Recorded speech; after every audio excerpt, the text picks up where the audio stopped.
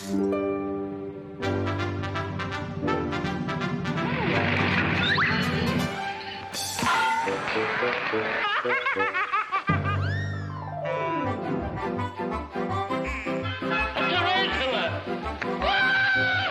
you're in a court, not in the woods, Tarzan.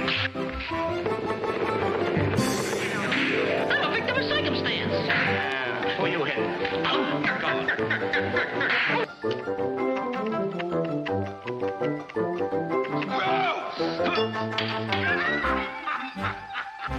Look, where are you going with the water? Oh, my tent's on fire!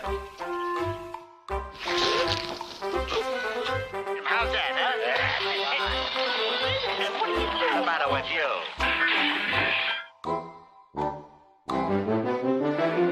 I was for onesies. Well, here's Tuesday. Yeah. Oh.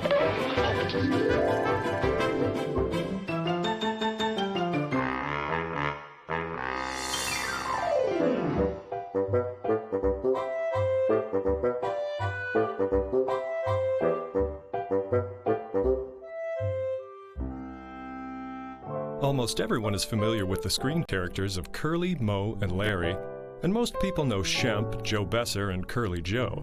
These 6 men form the world's most loved comedy team, the Three Stooges. But Moe wasn't always the leader of the group. In fact, when they first started, the boys were almost interchangeable.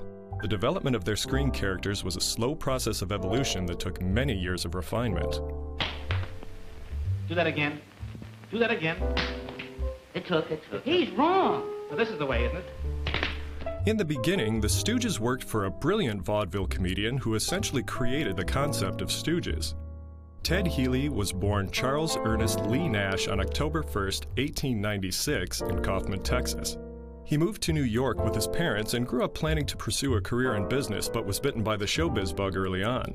He changed his name to Ted Healy and eventually found his niche on Broadway, where he was performing with his first wife, Betty Braun. During the winter of 1922, they were appearing at the Prospect Theater in Brooklyn, where Ted had a visit from a boyhood pal. It was this chance meeting that would forever alter the course of Ted's life and the history of film comedy. That friend was Moe Howard, born Moses Horwitz on June 19, 1897 in Bensonhurst, New York. The Horwitz family was a large one like many families of the time, and Jenny and Solomon had 4 boys, Jack, Irving, Sam, who became Shemp, and Moe, who was the youngest, although that changed 6 years later with the birth of Jerome, whom you might know as Curly. Moe was always fascinated by the theater, and as a young boy, he spent most of his time at the local playhouses. He would watch the same show several times and concentrate on just one performer, a practice which served him well when he entered show business himself. I was in many films from 1908 to 1911. I must have been in 40 or 50 films. I honed my way into the studio by asking if they wanted me to go for sandwiches. In 1914, Moe ran away from home to get an acting job on a showboat in Jackson, Mississippi. After working there for 2 seasons, Moe returned home, and several months later, he and his older brother Shemp started a new act called Howard and Howard. They worked the vaudeville circuits, achieving moderate success until the winter of 1922, when Moe discovered that his old friend Ted Healy was headlining at the Prospect Theater. According to Moe, this meeting was essentially the birth of the Stooges. Well, there's controversy as to who were the first Stooges. I think everybody sort of agrees that Ted Healy was the #1 Stooge, and he was a big vaudeville burlesque-type comedian who was very popular in his day, and he was boyhood friends with Shemp and Moe Howard growing up in the same neighborhood. If you listen to Moe and his family, they sort of think Moe was the first Stooge. If you listen to Shemp and his people, he was the first Stooge. What it seems like in the early years, there were various Stooges floating in and out of the act. As one got married and had children, he left for a little while. Another person would come by and replace him. But basically, it was Ted, Moe, and Shemp, some combination. They picked up Larry after seeing him at a show in Chicago. Enter Louis Feinberg, better known as Larry Fine. Larry was born on October the 5th, 1902. He was born in Philadelphia, and the address was 606 South 3rd Street. At that time, my father had a jewelry store at that address, and my parents lived in an apartment above the store. Larry was the first of 4 children. He was followed by Morris, Philip, who died of influenza in 1919, and the last, his sister Lila. Jewelers use acid to test gold. And so my father had a bottle with acid in it. I don't remember what kind of acid it was. But Larry, as a little boy, was curious like other little boys, and he put his hand up and he pulled this acid down, and it burned right over here on his arm. He had this very bad acid burn, and he could not use his left hand. He was left-handed. So the doctors suggested learning to play the violin actually as an exercise to practice using the hand. So they didn't know what else to get a youngster of his age to do to use the hand. That's how he began playing the violin. Music would influence the rest of Larry's life. He was always an outgoing child. He was always an outgoing person as he grew up. He was active in school, but more in the sense that he was a musician. Larry was studying to be a concert violinist. He played the violin in the school orchestra even when he was in elementary school, and he was an excellent violinist. So most of his early years were spent studying the violin. But he had a need to be funny. This was within, it was born in him, I guess you'd say.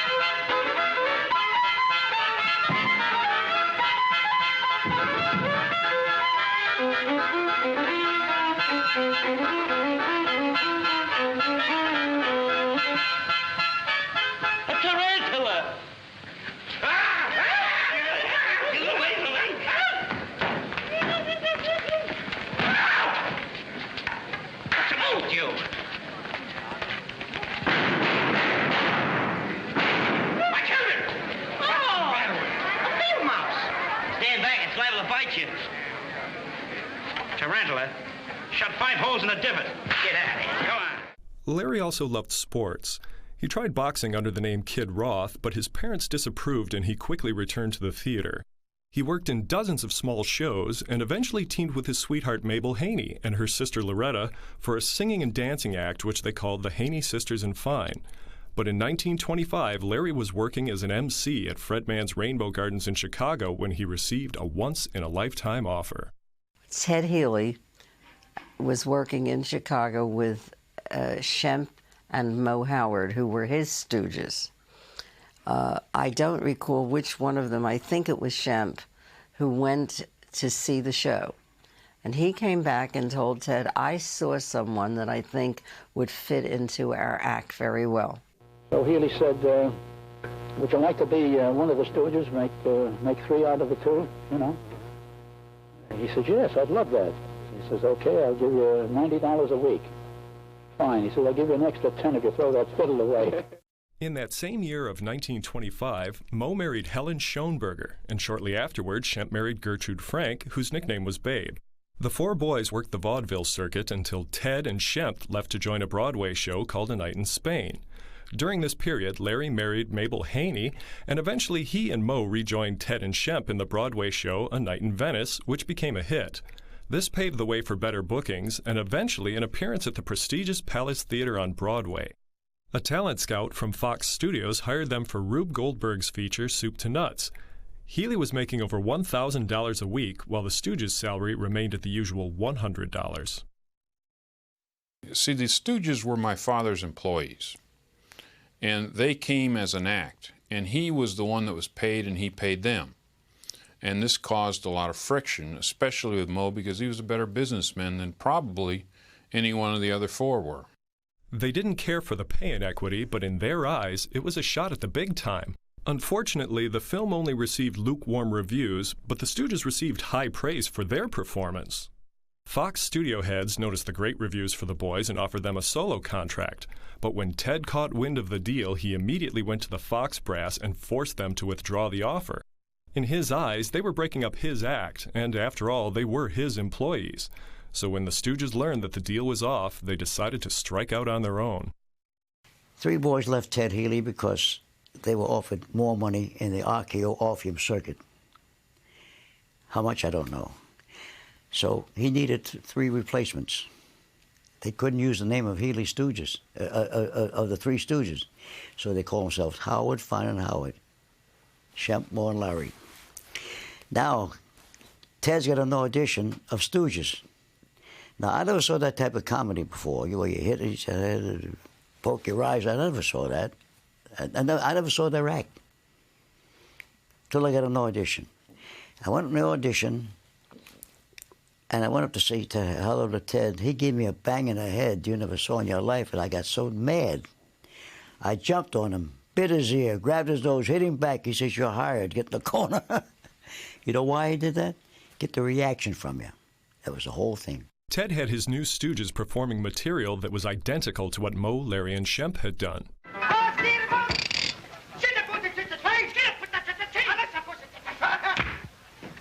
What are you, wise guy? Let me get it. Wait a minute! Let me see you make a hot fist. Let me see you make a hot fist. Wait a minute! Pay me the $50,000, I'll foreclose this mortgage, you mouse! I won't pay it. Pay me the $50,000, I'll foreclose this mortgage, you mouse! I won't pay it. Don't get excited, answer the mortgage. Pay me the $50,000 or I'll foreclose. I won't pay it. For goodness sakes, pay him the money! So he was good to work for. When he was not drinking, boy, he was a college graduate, you know. Went to college, Ted did. And he always was a good actor, but he developed to be a great personality. He was the closest thing as far as telling jokes, but as far as personality, the closest thing I ever seen to Jolson. See, he was the first person that ever played comedy off of somebody else. Up to his point in time, comedy was always a Charlie Chaplin or Harold Lloyd type thing where some guy was funny and he was the whole show. And he played off somebody else with the Stooges. When I first with Ted Healy, I used to go to bed at night and I saw hands. I saw his hands and fingers when in my sleep. That's all I saw with rehearsals, whacking and banging and all. You know the first joke I ever did with Ted Healy? He said, "What time is it?" I said, 1 o'clock. He went, "Bung." I said, "I'm glad it ain't 12. You know, that was the first joke I did. Ted was touring with his new Stooges, but Howard, Fine, and Howard were creating comedy of their own. Supposedly, Shemp came up with the eye poke during a card game in which Larry beat him or something, and he was mad, and he just hauled off and poked him right in the eye, and Moe thought it was so funny that he fell out of his chair laughing and said, "That's going to stay in the act," and that was probably one of the few things that the Stooges actually invented themselves. All the other things, the pie fights and the slapping and all that, had been done for many years before. Even though Ted had his new Stooges, the chemistry just wasn't the same, and he continued to press the original Stooges into returning. I think the reason he hired us when the Three Stooges, it was for revenge for the three guys to see that they can be replaced. Not saying we are as good, which I don't think we were, but it was his mind that he knew we weren't as good. And finally, thank God, we went to Ted and said, "Ted, we like to do our own act." He didn't fire us. And about 2 weeks later, we were rehearsing, we walked down Broadway, and I see Ted with the three guys. On a promise to avoid drinking, Ted won the Stooges back, but again, change was waiting in the wings. Shemp decided he wanted to leave the Healy act for good. Apparently his wife did not like Ted Healy, and there's some various stories floating around, some pranks that Healy pulled that Shemp and his wife didn't take too kindly to, and eventually Shemp just went out on his own. He'd had a very successful career on his own, but I don't think he made the kind of money that the Stooges ultimately made at Columbia. In 1932, Shemp got the opportunity to play the character Nobby in Joe Palooka pictures on the coast. And it seemed like a great opportunity for Shemp. And he was reluctant about leaving. He said, well, what are you going to do for a third man? I said, Shemp, don't worry about that. Grab your opportunity and we'll get the kid brother Curly in. And Curly was working with a band called Orville Knapp and his band. He was a comedy guest conductor. And it got a big laugh. So we got in touch with Curly and said, give your man 2 weeks' notice. Come on, you're going to join with us. Of course, Shemp had the long hair, you know, he used to push it back over his ears, and Larry had the wild hair, I had the bangs. And he had brown, wavy hair and a mustache, a waxed-tipped mustache. And he said, well, don't worry about how I wear my hair. I'll be back here in a half hour. And he was. And he wore a cap. When he took the cap off, he was as bald as a cue ball. Looked like a naked eggplant. So Babe was rechristened Curly. It took a while, but when he hit his stride, Curly became the most loved and the best-known Stooge. In 1933, Ted Healy and the boys signed a film contract with Metro-Goldwyn-Mayer. The boys had finally hit the big time.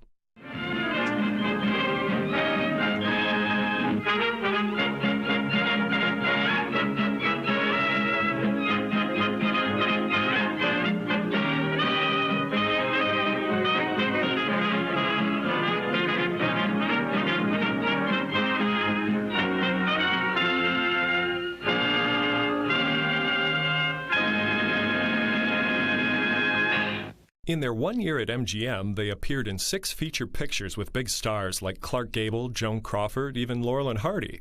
And they also starred in a series of 5 two-reel short subjects, some of which were written as wraparounds for elaborate MGM dance numbers that were filmed but never used. They even filmed 2 of their shorts in a special format. They did a couple shorts that were in a experimental, I think it's called a 2-strip Technicolor, and I'm not a real technical guy. But it was a very early form of Technicolor that they were experimenting with, and it's kind of lousy-looking color, but it's color, and it's from 1933. It's very unusual. The feature films and short subjects were well received by the public, but the Stooges' relationship with Ted once again began to deteriorate. Their complaint was 2 things. 1, that he drank too much, and 2, that he didn't give him enough money. And I think the latter was really the problem. I think primarily because A, of his drinking, and B, because of the inequity in the pay scale. The Stooges were getting a lot of the laughs, but they weren't getting any of the money. And I think they felt that they could be just as good without him and make a lot more money. And they had to deal with a lot of his stuff. He was drunk a lot of the time. And ultimately, they just decided to go on their own. So Ted stayed with MGM, and the boys set out as a trio. It was decided that Moe would handle the business affairs, essentially stepping into the Healy role. Off-screen, he was very much like what he was like on-screen. Not that he was mean and nasty, but he was clearly the leader of the group.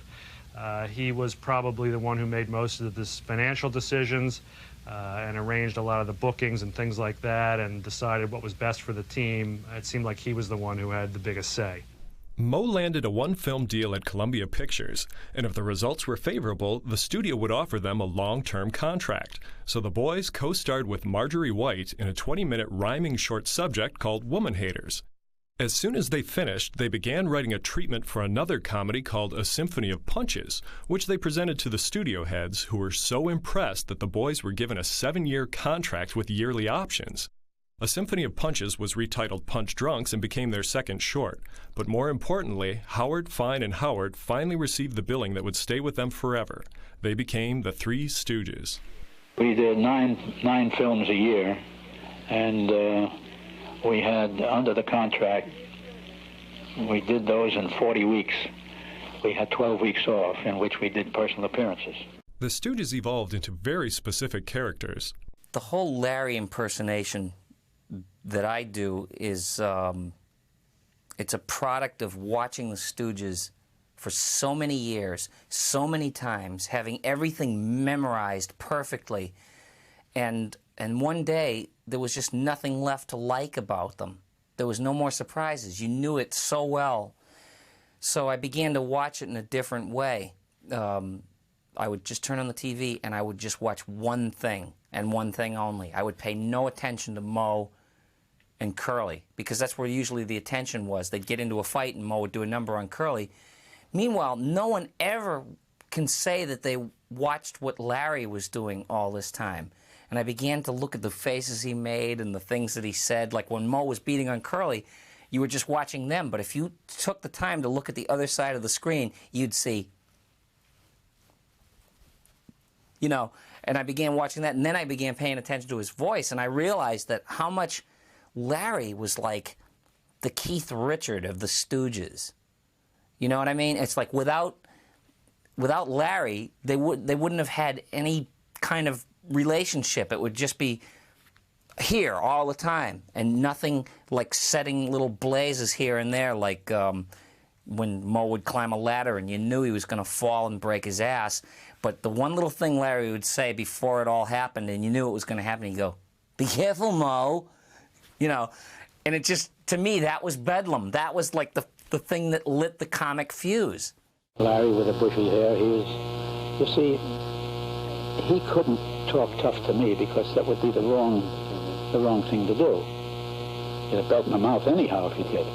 And Curly was just that simp, you know. He was just big enough and strong enough that anything I said or did, he could break me in half. But his only retaliation was, woo! Every time when a personal appearance in the theater, every time I smacked Curly, somebody always holler, "Hit him back, Curly, hit him back." And they throw carmels at me and everything else. You know, if we were going through a scene and he'd forget his words for a moment, you know, rather than get stunned or pale and stop, you never knew what he was going to do. On one occasion, he'd go down to the floor and spin around like a top until he remembered what he had to say. Curly's wild expressions and childlike mannerisms made him the favorite Stooge, but off camera he could be very private and shy. He was born on October 22nd, 1903, 6 years younger than his brother Moe. My father thought a lot of Moe, and in some ways, Moe was maybe a surrogate father. My father was the baby of the family. There were 5 boys. Moe was not the oldest, but he was the oldest, you know, of course he was older than my father. And I feel that, well, Moe gave him the nickname Babe. And there was a special bond, and there was a special bond. When Curly was 13, he accidentally shot himself in the ankle while hunting, and he nearly bled to death. It was Moe who rushed him to the hospital, saving his life. However, the injury left Curly with a noticeable limp, and this would trouble him throughout his career. When Curly was with his brothers or his close friends, he became the life of the party. He sang, danced, and played instruments, but if his gang wasn't around, he felt uncomfortable and would simply turn inward. When he became a star, he started to overindulge himself. I saw him at a couple of clubs in New York, and he danced every dance, and between dances he was drinking. Never stopped. He lived the life of 3 men. Curly was always slipping money to me. That was his way of treating me well. He'd always slip a quarter to me. "Here, kid, go buy something," you know? Or he'd go out with me and buy me something. He was always doing that to me. He apparently had a very sad lifestyle, sort of a lonely person, loved dogs. Every time he went on the road and came home with a new dog. But his personal life was somewhat sad in that he was remarried, 4 times. And never seemed to find the right girl. Curly was nothing. He just disappeared. He was really shy. He would blush when you talked to him. I don't think he said one word to me out of script, you know. I mean, when we weren't on camera. He said his dialogue and whatever he had to say and do, and the minute they said cut, he disappeared.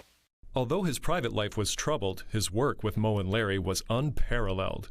He seemed to be the center of interest. I mean, they all worked together, but to me, I think he was the most delightful. The way he looked, and just make you laugh. But I think Moe and Larry, they just worked like teamwork. I mean, it wasn't guesswork with them. They practiced, they knew exactly what they were doing, and it came across. They didn't do any writing. Usually they were, they had writers that wrote the scripts for them, but there was a lot of leeway in the scripts. Not that everything they did was ad-libbed, but there might be a part where it just would say Stooges do their thing, and then a few minutes of mayhem would ensue with, with all this stuff. So there was some room for them to maneuver, and I'm sure they had such a working relationship with the producers and directors that if something just wasn't coming out right, they changed it around to make it funny. Take off your hat. Now raise your right hand. Now place your left hand here. Take off your hat. Raise your right hand. Now put your left hand here. Please take off your hat. Raise your right hand. Now put your left hand here. Will you please take off your hat? Raise your right hand. Now put your left hand here. Take off your hat. Raise your right hand. Will you get rid of that hat? Raise your right hand. Raise your right hand. Do you solemnly swear to tell the truth, the whole truth, and nothing but the truth? Huh? Do you solemnly swear to tell the truth, the whole truth, and nothing but the truth? Are you trying to give me the double talk? Do you solemnly swear to tell the truth, the whole truth, and nothing but the truth? Why don't you answer him? He's talking pig Latin. I don't know what he's saying. He's asking you if you swear... No, but I know all the words. The Stooges' roughhouse style of comedy often left them open to injury. Moe was supposed to be a paper hanger, I think, at the time. And he was up on the wood, the planks and everything else. And it's supposed to break in a certain way, and he was supposed to fall in a certain way, and it fell the wrong way, and he broke his ribs. And it's in, I forget which picture was in, and they cut right there. And he was out for about a week or so, and then they brought it back in again. But when you saw the thing, when he fell, you could see the face that he made, that he really cracked his ribs. You could see if you look for it. According to Lila Budnick, Larry's face was calloused on the one side where Moe slapped him. His left cheek was always raw and calloused because Moe was slapping him with the right hand across his left cheek. His little jaw was like the back of your heel. That's how tough it was. You could hit Larry across the jaw, I don't think he would ever felt it. He was that calloused. From constantly being hit, it was nothing but constantly, day after day being hit. But he was used to it. In December of 1937, Moe, Larry, and Curly were on their way to an appearance in Boston when they received word that their old friend and partner, Ted Healy, had died. There's a lot of controversy over the way he died. He was supposedly involved in a barroom brawl. The circumstances surrounding the brawl and who were the participants in the brawl are still subject of conjecture to this day. But after this brawl, he supposedly went back to his hotel room and was found dead there the next day. And it was only maybe 3-4 days after the birth of his first child. So it was a very sad set of circumstances. Ted is not what they think he is, what they write about. He was a nice man. Only bad thing, he was a Dr. Jekyll, Mr. Hyde. When he drank, he was Mr. Hyde. It's too bad. We lost a great talent when he died at the age of 41. He was, I don't care, he was a genius. If it wasn't for him, would be no Stooges. And he would drag me on the stage, force me to sing on stage, and I was never more than a foot away from him when we were on the road. And of course, when he died, I was heartbroken because I loved him dearly.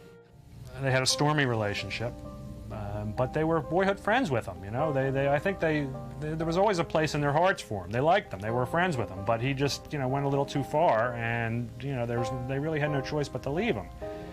When they found out he passed away, I think they were truly upset, and they were, they were shocked, obviously, number one, but I think they were very upset because although they did have a stormy relationship, they had known him for a long time. They were friends with him. I've thought about many times the fact that he's the one that started it all, and without him there would have been no Stooges.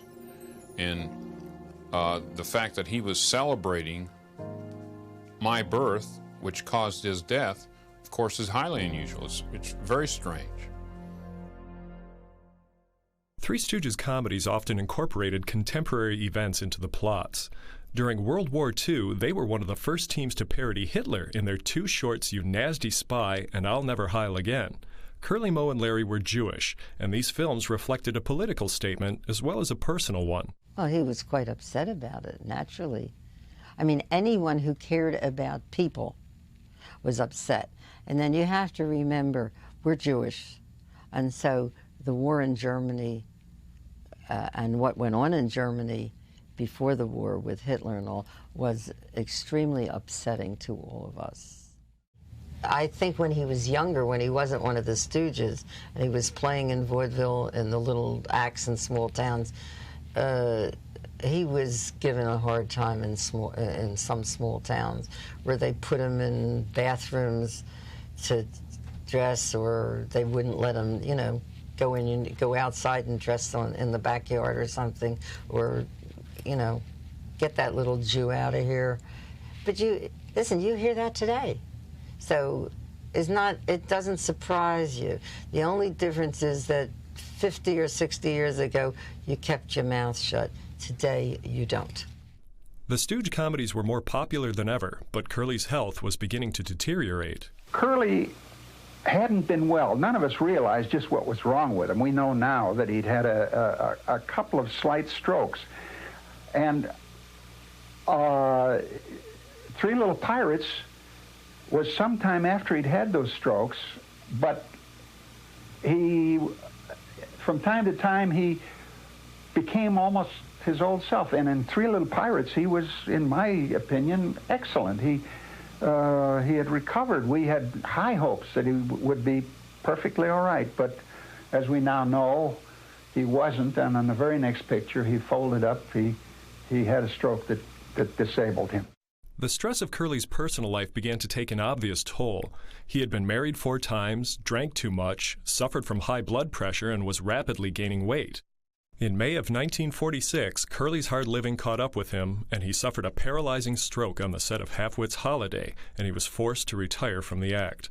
Moe hoped that after some rest, Curly would be able to return. So in the meantime, he convinced his older brother Shemp to rejoin the group. Well, he fit right into the act because he had been the original third Stooge, so there was no problem in that sense. From the general public standpoint, I know today people think that he was a weak replacement for Curly, but those are the people that don't know he was the original Stooge. I think a lot of people also think Shemp was trying to imitate Curly, and he was really not in any way. He just did his own thing, which was nothing really like what Curly did. And I think the people that really don't know the history of it are the ones that really don't like Shemp all that much. The real fans understand that Shemp was perhaps the leader of the Stooges at the beginning, and when he came back to replace Curly, he fit in perfectly with the boys. Columbia was hesitant to use Shemp because of his close resemblance to Moe, but ultimately the Stooges won the point. Shemp's experience made him the obvious choice.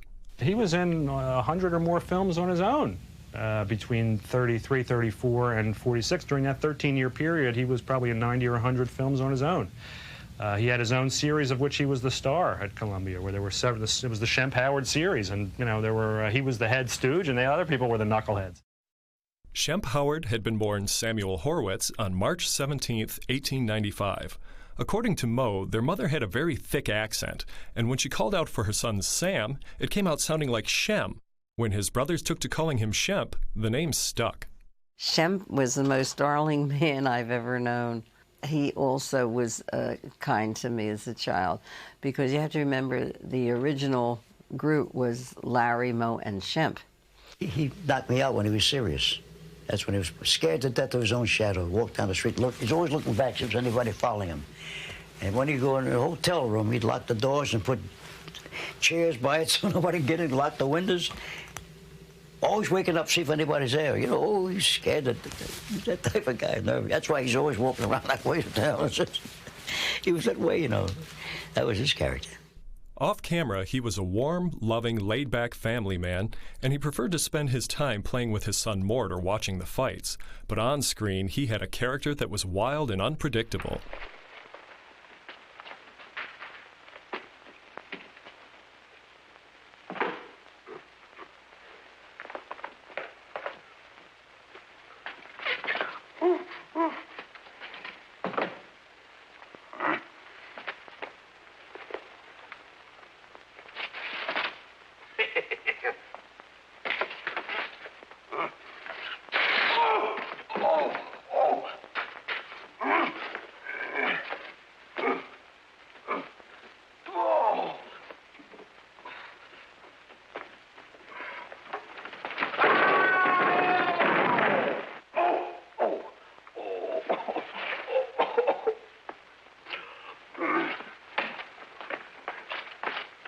you double-crosser.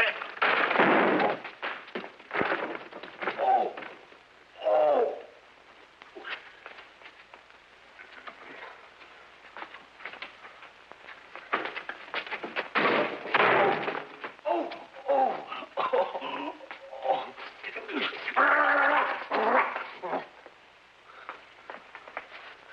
Wise guy, this time I'll close you. Oh, no. I'm sorry, Mo. Oh, think nothing of it.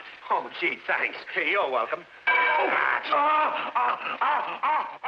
In 1947, Curly was still partially paralyzed but feeling better. He made a small cameo appearance with a full head of hair in the short Hold That Lion. It was the only time that the three Howard brothers appeared on screen together, but according to Larry, Curly was set to make another appearance in the 1949 short Malice in the Palace. The scene was shot, but wasn't used in the final print. His health was still fragile, but during this time, Curly finally found what he was looking for. On July 31st, 1947, he married a beautiful young woman named Valerie Newman.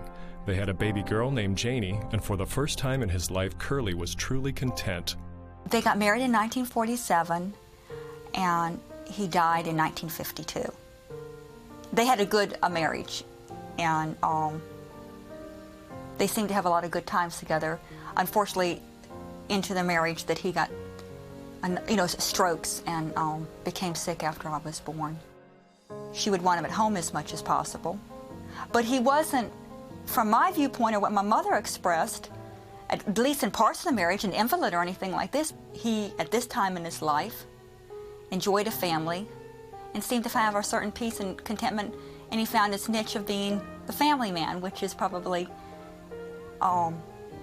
what he wasn't at an earlier period in his life. I don't remember stories, but I remember bottom lines and what my father meant to my mother, and to me, what she expressed was that he was deeper than a comedy clown. That not only was he a genius in his own, but he had a lot more depth than a lot of people realize. Then he took his job seriously. He loved an audience, but he worked at making it look effortless. I think he found something he loved, and he felt good about doing it, and he found something that brought him happiness. One of the things that my mother told me was, he told her, I hope Janie in life does what makes her happy, because I have found what makes me happy, and that is the most important thing in the world, to do what makes you happy. I think the worst part is that he didn't live long enough that I could have known him as an adult and asked the questions that I would like to know as an adult about how he felt about different things. But it feels good, and I'm very proud of my heritage. And I think the older you get, the more family means to you. Curly had several more strokes, and on January 18th, 1952, Curly Howard, brother, father, and Stooge died. Although distraught over Curly's passing, Moe, Larry, and Shemp continued to make two-reel comedies. They even found time for live television. Got to get rid of these executives. They're absolutely driving me crazy. I've got to get rid of them.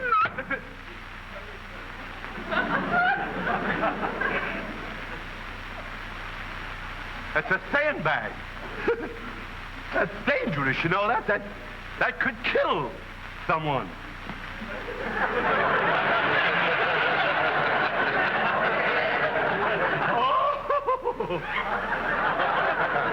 May I be forgiven for the thought which is running right through my... Oh, gentlemen. Yes? I mean, now that you're here from the East and all, would you do something for my audience? Would you sing? Would you sing? We'd love to. You would, eh? Oh, yes. Yes. Well, I sing. I'll take the barrier. No. You're gonna take the barrier.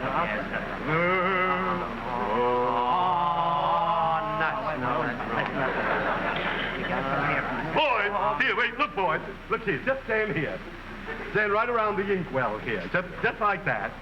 Now, wait a minute. Now, you don't have to strike a note. Would you play some executive music, please? When you wore a tulip, a sweet yellow tulip, and I wore a big red rose. When you caressed me, 'twas that heaven blessed me, what a blessing. No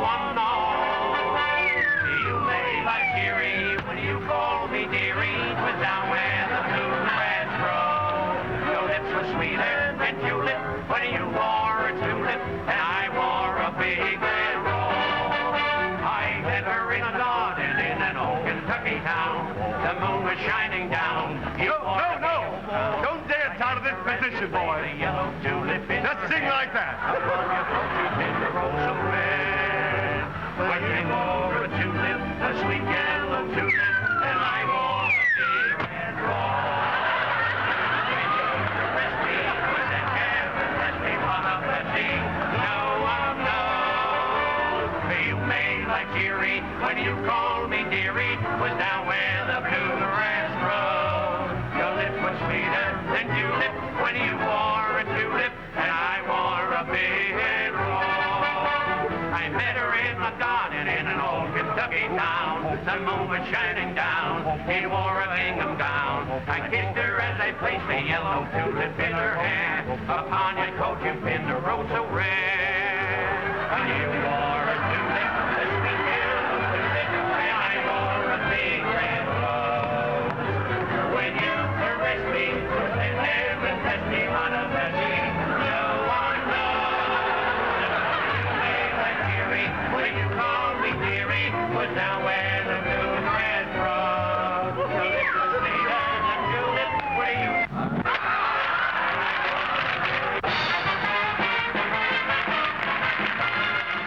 For many years, they were the top-grossing short subject series in Hollywood, and they won, the Laurel Awards and these other awards every year that were given by the theater owners to the top-grossing film. So they brought in a lot of money for Columbia over the years.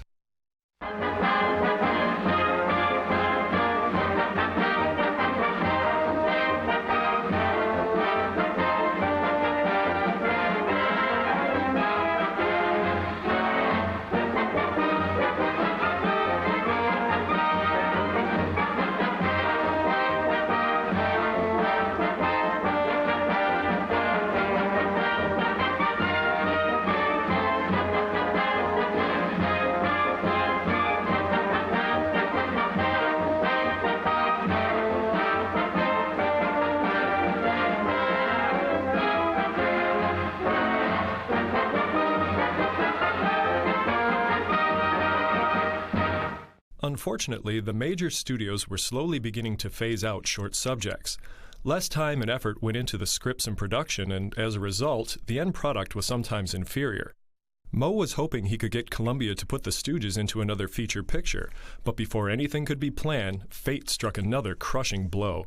On November 23, 1955, Shemp was coming home from an evening at the fights. The other guys in the car started smelling something burning, and Shemp's head had slumped down on his chest, and the cigar was burning his lapel or something. And he looked back, and, he was dead. Shemp had a massive heart attack and died instantly. Moe was grief-stricken. He had lost 2 of his brothers in a 3-year period and seriously considered disbanding the act, but both he and Larry were still under contract to Columbia. They made 4 more shorts with Joe Palma doubling for Shemp, and by shooting him from the rear and having him hunch over because he was a little too tall, they were sort of able to pull it off. But they did what they had to do. Like I said, they were professionals. They were from the Show Must Go On school, and they went on without missing a beat. Moe thought about continuing the act as the 2 Stooges, but studio heads dismissed the idea. He had to find another third Stooge. Joe Besser was born on August 12, 1907. He was popular in his own right, having worked with stars like Olsen and Johnson and Abbott and Costello, and he even had his own series of films at Columbia. So Moe approached him, and he agreed to be a Stooge. Moe and Larry, they were the best. I enjoyed every minute of it with them. In fact, I'll show you how wonderful they were. I never liked to be hit with anything. And Larry used to say to me, "Don't worry, Joe, I'll take it." Now, that's the kind of guys they were. During 56 and 57, he made 16 shorts with the Stooges, which were then shown during the 57-58 season. In fact, one of them, I think, even went into 59. But at that point, Columbia decided that they were going to close their shorts department. After a 24-year run, the Stooges were sort of out of work. A lot of people don't know that even though they were successful with their movie career, they never made any money. In all the years that they worked at Columbia Studios, they never got a raise. From day one until the last day that they worked, they made the same salary. Supposedly, they were just denied entrance to the lot. I mean, they came back to pick some things up, and they told them, you know, you don't have a contract here, get out of here. They didn't have any kind of farewell party for them. You know, they were denied access to the parking lot and everything, which is sort of sad after a 24-year association. Very heartless, but they decided, well, we'll go on tour because that's the way they had made all their money in the past anyway, was going on tour. But Besser's wife was ill, and he didn't want to travel around the country and leave her, so they were forced to come up with somebody else, and they came up with Joe DeRita. They tried him out, and he worked out. He became Curly Joe, sort of because he looked like Curly, and his name was Joe, so I guess they figured, well, we already had Curly, we already had Joe, we'll call you Curly Joe, and the name stuck. Joe DeRita was born Joseph Wardell on July 12, 1909 in Philadelphia. Like Joe Besser, DeRita had been a star in vaudeville and burlesque, so he was prepared for the rigors of touring. They spent, I don't know, 12, 16, 20 weeks a year on the road doing personal appearance tours, and they would do 3, 4, 5 shows a day. And that's really where they made most of their money. They did an act that hadn't changed in 35 or 40 years. I knew every line of the show. Joe was a very charitable person. I want to tell you something about Joe. Larry had a big Lincoln. See, the corporation paid for their cars. You know, Larry had a big Lincoln. Moe liked a sports car. He had a Porsche. And Joe would get maybe a Dodge or a Chevy station wagon. And everybody would wonder why. And I knew why. He told me why. They used to trade in every 2 years, and he would buy the station wagon back. He had a sister in Baltimore, and she was not of any means. And he would buy the station wagon back from the trade-in because he took care of that station wagon. I mean, took care of it. And gave it to his sister every 2 years. That's the kind of person Joe was. I know he took care of his mother. Very charitable man. Very charitable. In fact, to give you ideas of Joe, they would send me for different things for food or something. I'd say, now I'm going out to get a sandwich. Anybody want anything? This one would say yes, this one would say something. And Joe would say, write it down, Nate, and I'll pay at the end of the week. Because Joe took care of the checks and everything. At the end of the week, whatever I spent, he'd say, how much you spent? I said, $36.10. I had it all itemized. He said, it can't be that much, Nate. It's got to be more than that. He says, does that include a tip that you give the people, you know, when you buy something? I said, yeah, Joe, it was everything included. Nate, it can't be $36. You must be mistaken. You forgot to write something down. Write out a check for $50. Here's $50. In 1958, Columbia Pictures released 78 of the old Curly two-reelers to television, and within 1 year's time, their popularity soared to new heights. None of them were really aware of it. When they came to Pittsburgh, and their last, you know, the reoccurrence of the popularity after television, they got off the train because they came by train at that time. I think it was 1959. And they saw all these people at the station. They wondered who the VIP was on the train, not realizing the crowds were for them. They had absolutely no idea of how popular they were.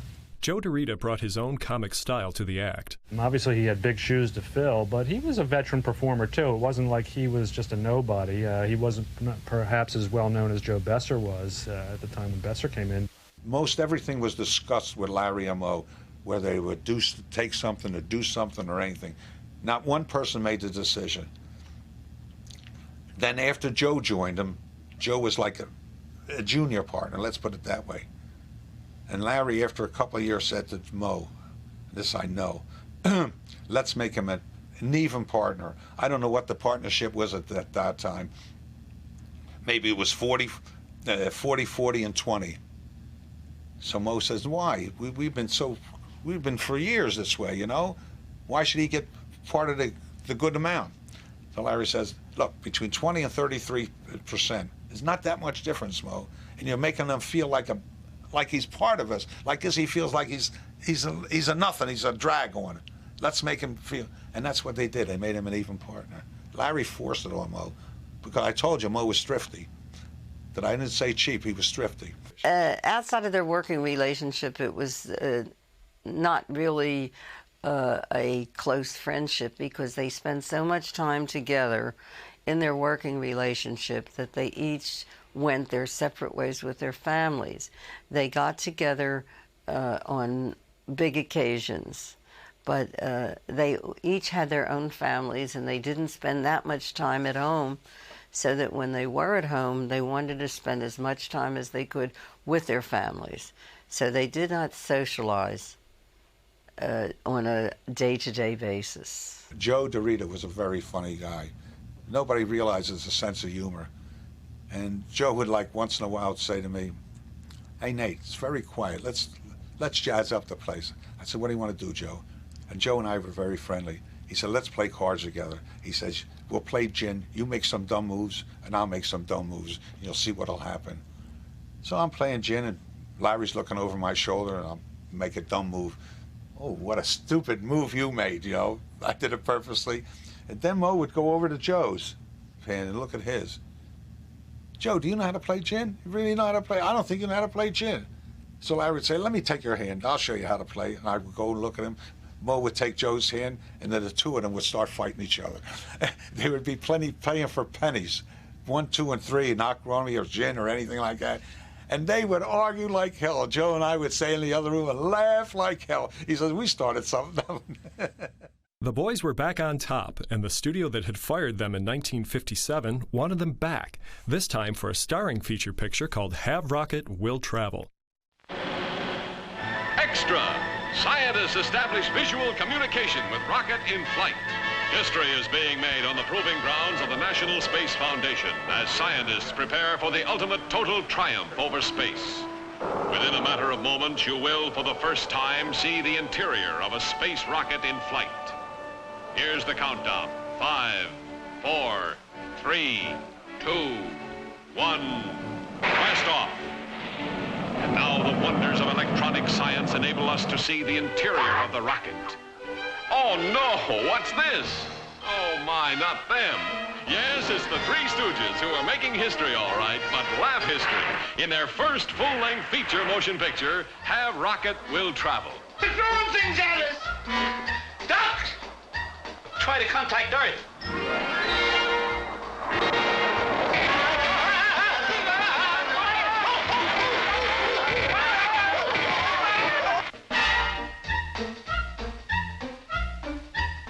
No change in their course, huh? None. They can't control it. The ship's on an automatic course to the planet Venus. We got contact. Take that down, quick.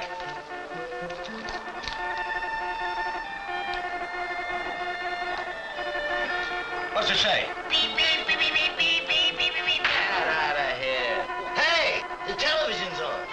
You heard about the Sputnik and the Mutnik. Well, here comes the Laughnik, a movie that's a Three Stooge riot on a 3-stage rocket. We're landing.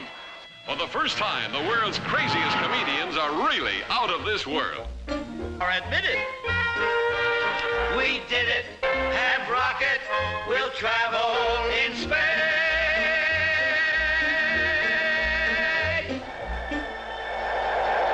You are expected. Enter. A talking automobile. I am waiting. I am Larry. I am Moe. And I am Curly Joe. Take us to your leader. Look. They're the spitting image of us, ain't they? Oh, they look pretty good for robots. Hey, they made Moe real ugly, didn't they, Larry? I don't know. I think he's uglier in person. Don't miss this hilarious mixture of missiles and mirth as the Three Stooges blast off in the biggest comedy bonanza in years.